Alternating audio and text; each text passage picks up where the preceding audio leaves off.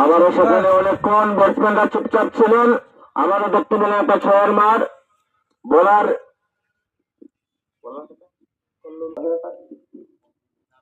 প্রদীপ। আবারও সেখানে সজুরে হাঁকানো, আবারও ভালো একটা বল। প্রদীপ এবং অলুপ নিজের দলকে জেতানোর চেষ্টা।